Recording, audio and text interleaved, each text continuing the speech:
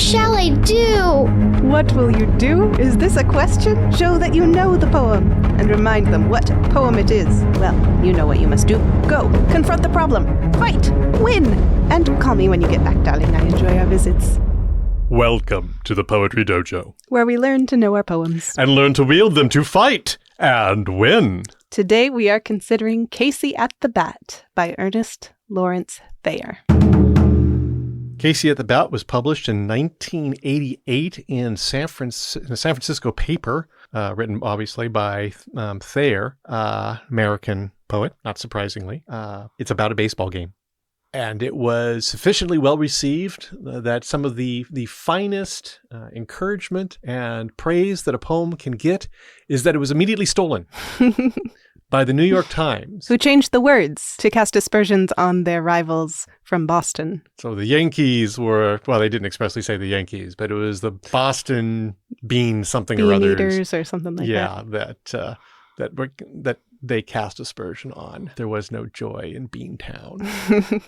However, that was not what Ernest Thayer originally wrote, and therefore we have his poem as it was published in the San Francisco newspaper about baseball, that enjoyable heart of Americana, particularly of its time.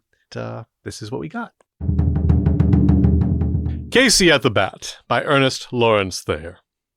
The outlook wasn't brilliant for the Mudville Nine that day. The score stood 4-2, with but one inning more to play. And then when Cooney died at first, and Barrows did the same, a sickly silence fell upon the patrons of the game. A straggling few got up to go in deep despair. The rest clung to that hope which springs eternal in the human breast.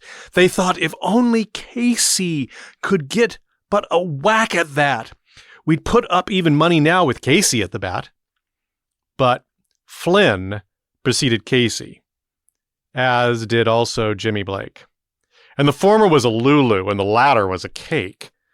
So upon that stricken multitude grim melancholy sat, for there seemed but little chance of Casey's getting to the bat.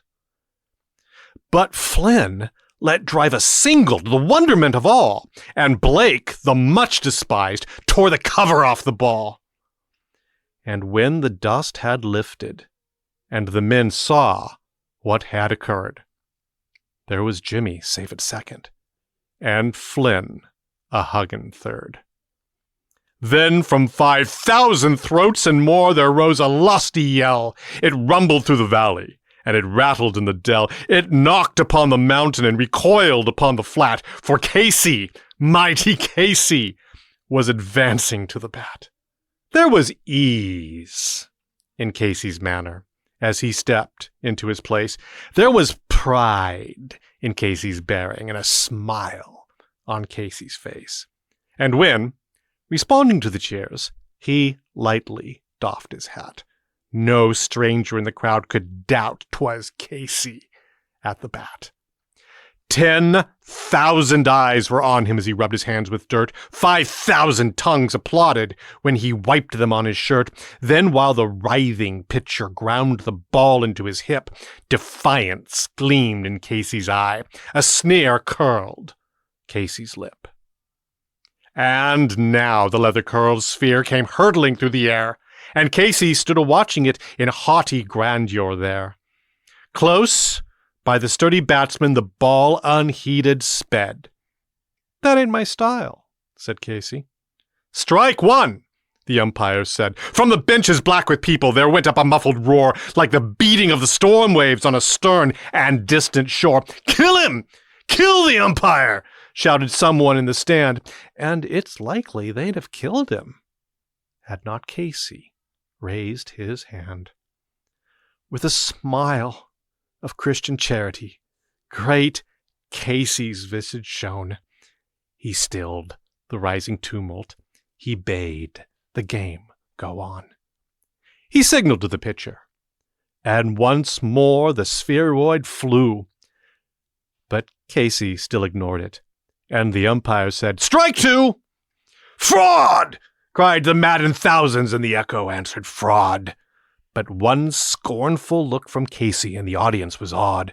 They saw his face grow stern and cold. They saw his muscles strain, and they knew that Casey wouldn't let that ball go by again. The sneer was gone from Casey's lip. His teeth are clenched in hate. He pounds with cruel violence his bat upon the plate. And now the pitcher holds the ball, and now he lets it go. And now the air is shattered by the force of Casey's blow. Oh, somewhere in this favored land, the sun is shining bright. The band is playing somewhere, and somewhere hearts are light, and somewhere men are laughing, and somewhere children shout. But there is no joy in Mudville. Mighty Casey has struck out. I love this poem. I just think it's so great. much fun. It's fun. It's a story. It has a lot in common with watching a baseball game. I think a lot of people don't enjoy baseball because they think nothing is happening. And that's where the baseball commentators shine and bring all the joy of suspense. If you listen to the patter of commentators kind of filling in the quiet spaces, you can get a sense of the growing anticipation because it's a very leisurely game until it's not. And so if you can bring that to this poem, it makes it very exciting. Indeed, it has a building strength. The baseball games, it's surprisingly different in my experience of a live game and a game viewed on television. Viewed on TV, it's that little tiny screen, and everything at that point completely depends upon the commentators holding you and pulling you into the story. A live game, there is a living, breathing sort of community and a shared experience.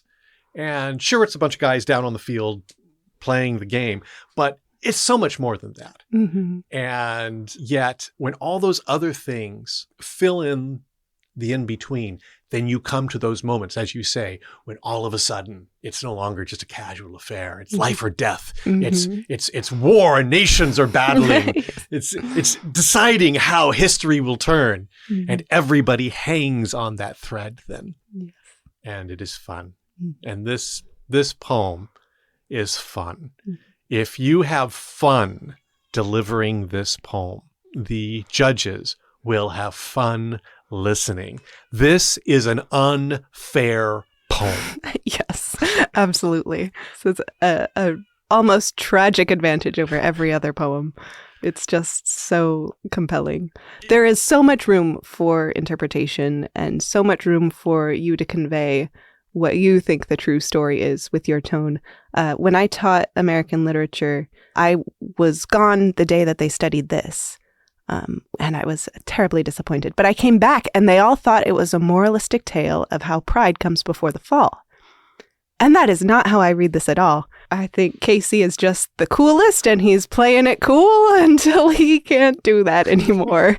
And I think it's funny. Which is what it is meant to be.